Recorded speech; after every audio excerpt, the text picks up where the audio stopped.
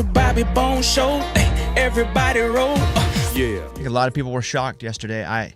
It's still up. Did a Q&A on my Instagram. It's Mr. Bobby Bones. And I posted a picture of our baby's face. Yeah. So a lot of people were shocked by that because we hadn't yet. Mm-hmm. So, I mean, you can see it if you want. Just Mr. Bobby Bones, and you go to the story. And someone was like, when are you going to show her face? So I did. And you're like, next slide. Yeah, I was like, next slide. So it's up. I don't know how long it's going to be up, but you can see it, Mr. Bobby Bones.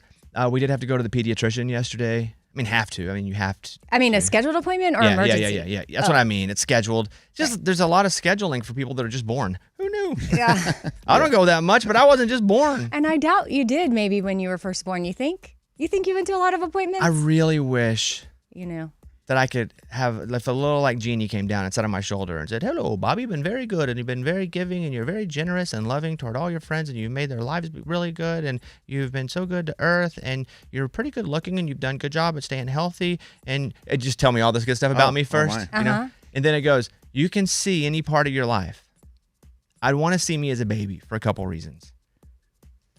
And I've said this in a couple places, but I have a respect for 2 teenage parents keeping me alive, which I did not have. I think there is a little, and it's less and less, but there's resentment in me because, look, I didn't have the easiest life, but who did? But my mom got pregnant at 15, had me right after her 16th birthday. My biological father was 17. You're talking about children. And now that we have a baby, there's a lot to it. It's just constant. And it's diapers, and it's food, and it's care. Nurture, holding. All of that. Care, yeah. And I just, like a little bit, I'm just like, man, they kind of had to do a good job to keep me alive. And as at times upset as I would get about, the circumstances, the cards that I was dealt, like good on them for being 16 and 17 years old and keeping a baby alive. So I think about that now because it's constant. I think I wrote that in my Q&A, like a baby is constant. And you guys know this, but when you're sick, you just turned 16 years old and you have a baby. Mm-hmm. What the heck are you supposed to do? And you have no money. Like they're poor as crap. Poor kids anyway. And then they're just kids having to pay for it. Of course. So I would like to see that. Mm-hmm. Because I think that would be interesting. That's something that has been kind of shined into my thought process a lot, where it's like, how the heck did 2 teenage kids? Now, my grandma took over later and probably helped a lot whenever, it's weird to call him my dad, but for the sake of this, my mom and my dad were that. But I would like to see me as a baby, to see them take care of me as a baby, because, man, good on them for keeping me alive, because it ain't easy. You just have to constantly be there. So that's pretty cool. Yeah.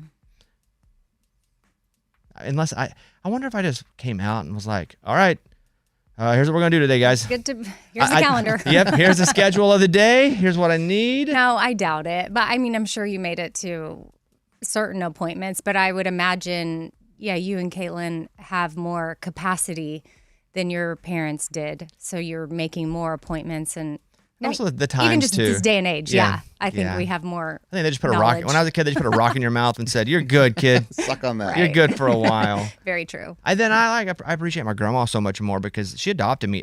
If you hadn't heard my story, I'll give you a very brief version of it. I didn't find out till later that I was adopted by my grandma for years until I found a Social Security card, which my name had been changed on, and from 3 or 4 for multiple years. So not only did my dad bail, my mom left too.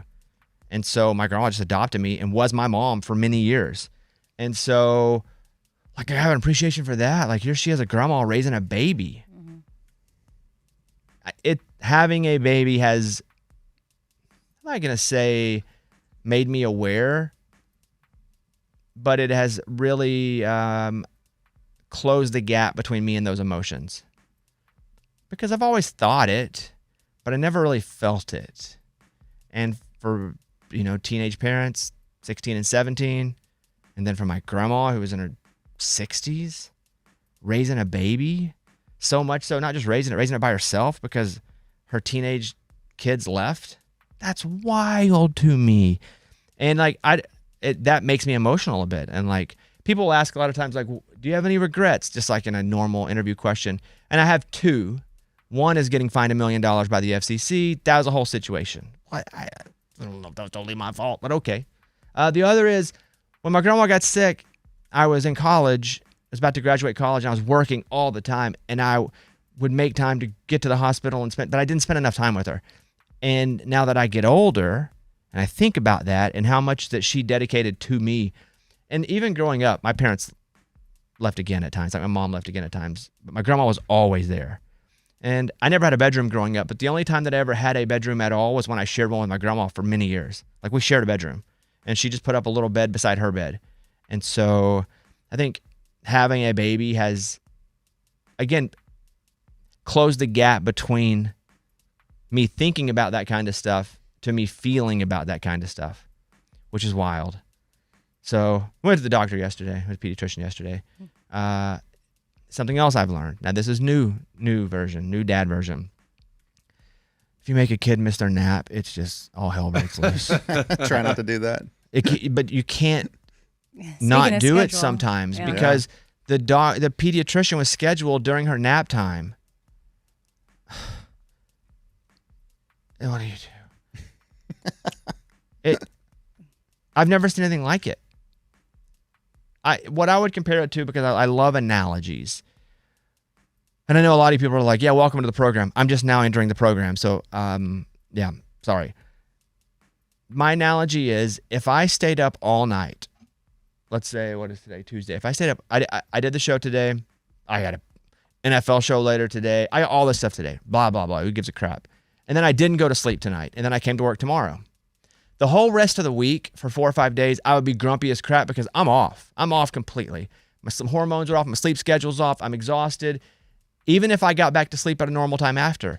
That's what missing a nap is like for a baby, is missing a whole night's sleep. Especially we're on that schedule. And so we took her to the doctor. Everything was great. We're very fortunate that she's healthy. But because we were at the doctor during her nap time, dear God. Hey, it's Bobby here. Hey, is there any way you can send that genie back up and just send me like a baby that like can skip a nap? But they don't. You got to put them on the schedule. My wife said too, she was like, because she's very close to her sister, Grace, which means I'm very close to Grace and DJ. And when Grace and DJ had their kids, because they had them a bit before us, we'd be like, who cares? Let's just go. Baby can nap anytime. My sister's like, little did I know. Mm-hmm. She'd be like, Grace would be so on that schedule. Like, we can't go because got to have baby have a nap. Oh, yeah, no, yeah. I get it. Like, we only had to go to the doctor, and it messed up the nap time, and it made for a learning experience of an evening. Like, really try to schedule around that nap. And it makes me want to nap more because, naps are kind of good for everybody. So the baby thing has been really enlightening for me because I think it has, more than anything, it has lent to me reevaluating, reexamining the feelings of my past. I don't have different feelings about them, but I do have feelings about them. Meaning I don't feel different, but I actually do feel, and like there's more of an understanding now. It's wild. I don't even mind changing diapers anymore. I'm tired. Yeah. It's like, I'm tired. This stuff doesn't matter as much anymore. Like, bullcrap doesn't matter. Not because it's not bullcrap, but because it's like, I'm tired. And my wife is just a beast. She's awesome. And it's like a new kind of love for my wife even. I love my wife. No doubt about it. Watching her be a mom, again, it's a love, but it is so much of a different kind of love. So, yeah, and I'm tired. I need a nap like the baby. But that's what's up. We're very lucky because went to the pediatrician and it's like good, but she's in that stage now where she's growing just tremendously. So I think I'm still growing. Height wise. Oh, no, your ears not. And your nose, they say. No, growing. I tell you guys, I think I'm getting a little taller. I still, at my age, that's your shoes, or they're something else. Like, I don't know that that's your height. Well, I can be a little cranky if I'm growing. So I can only imagine about the baby. So yeah, that's what's up. I don't even know how. Oh, I was just saying my Instagram story. I did put a pic. People are like, show your baby's face. Okay, it's up there. You may have to flick through a couple stories, Mr. Bobby Bones, but it's right there, and that's what's up. You guys can call us if you want. 877-77-BOBBY, 877-77-BOBBY. And if for some reason you're not listening live, because we're live right now, it's like 28, 29 after, whatever, you can call and leave us a voicemail, because we get all those all day long, too. All right, back in a second. So there's a truck driving on the interstate. It's a moving truck, and so there are like bars on the back of it, and it's going 45, 50, 55. But people keep seeing a woman hanging off the back of it. People are like calling, going, hey, I think I see a woman hanging off the back of a truck.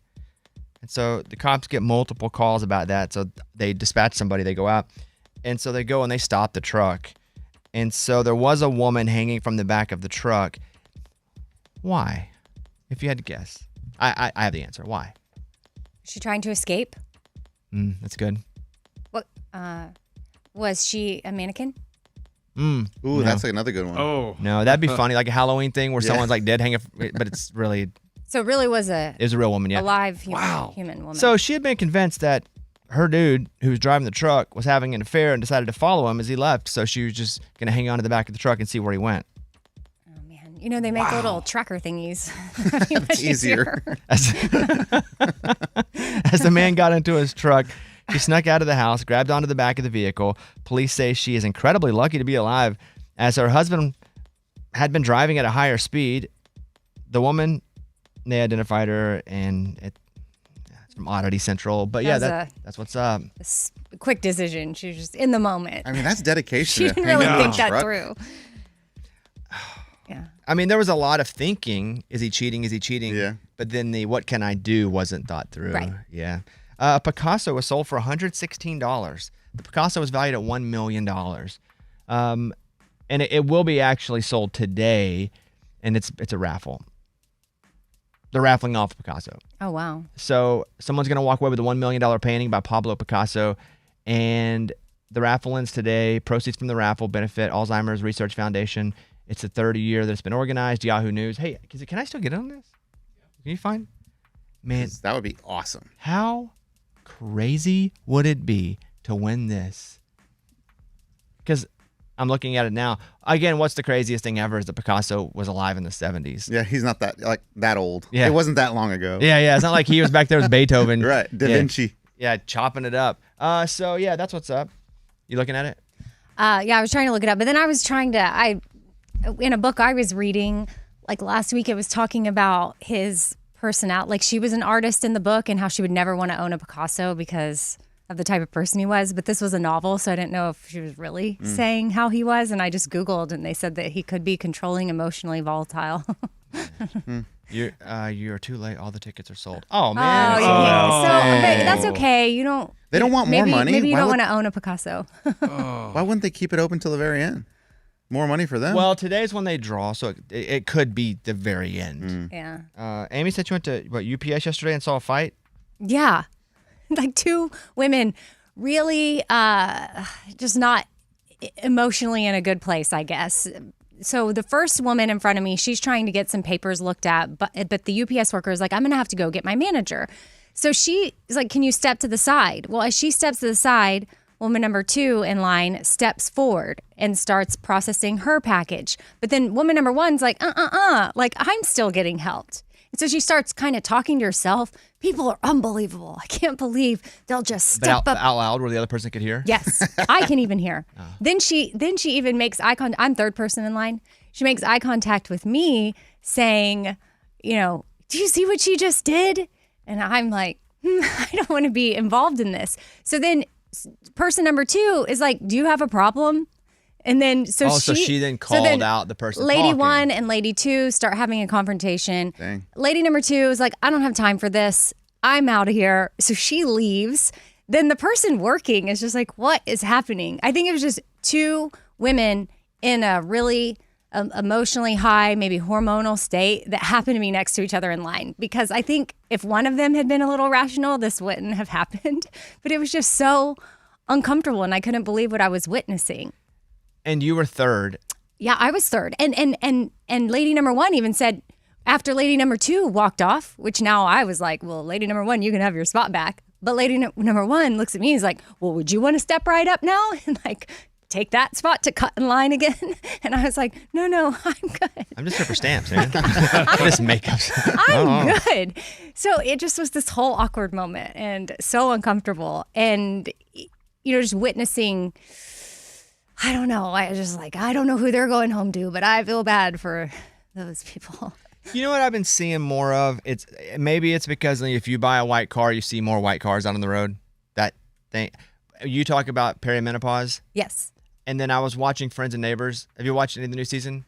No. Yeah, I'm saving it up. I've watched a little bit of episode 1, but I decided I want to build up several episodes. So there's a Google, and they're Googling perimenopause. And I'm like, oh, I know all about that, Amy. No.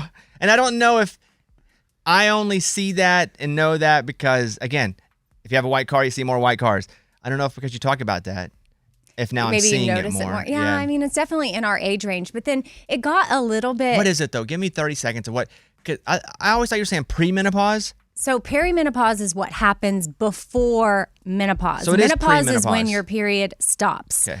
But this is before it. However, don't think before means a month or two, maybe even a year. No, it can be a decade or more. Perimenopause can last a long time, which can hormone imbalances. So there's mood swings, like your sleep is off, different aches and pains. I mean, there's so many different I think I might have it symptoms. Then. By her description, I might have perimenopause. Can I read you what it... Because I looked it up just to see... Because I always ask for, explain like I'm 5 version. Well, I feel like that's what I kind of did. Yours is like 12. I felt like yours was pretty good. Oh, cool. Okay. Yeah. Perimenopause is the time when the dimmer switch on those lights in the house start acting up. It's not turning the lights off yet, but it's playing with them, making, look bright one minute and dim the next, and sometimes switching them off for a little while, but you never really know when the lights are going to go on or off. Yes. But what age does this start? Can it start in the 30s? I'll give you the what I've seen is the average is anywhere from 35 to 45 is when perimenopause can start. Now, for somebody else, it could be at 32. I don't know. But on average, 35 to 45. Okay, so is there a difference in perimenopause and premenopause? That I don't understand. I believe there is, but is the pre right before the menopause? Right. I don't know. I just saw it on Friends and Neighbors and was like, let me ask Amy about this. You should hear women talk about this. It's crazy. They all agree on the same thing. Like, oh my gosh, I'm going through this too. Like my wife and the ladies at school, they all talk about it. I told you, it's my new conversation starter at get-togethers. If I don't know a woman very well, you bring up perimenopause, we're bonded. Yeah. Oh, what are you taking? Oh, I just had my blood work done, and now I'm on this, and I got this testosterone pellet, and then I'm taking vitamin. I mean, there's so much to talk about.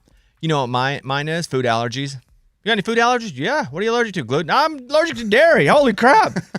Spend all day talking about that. Yeah. I have one other question about my encounter at the UPS store and behavior.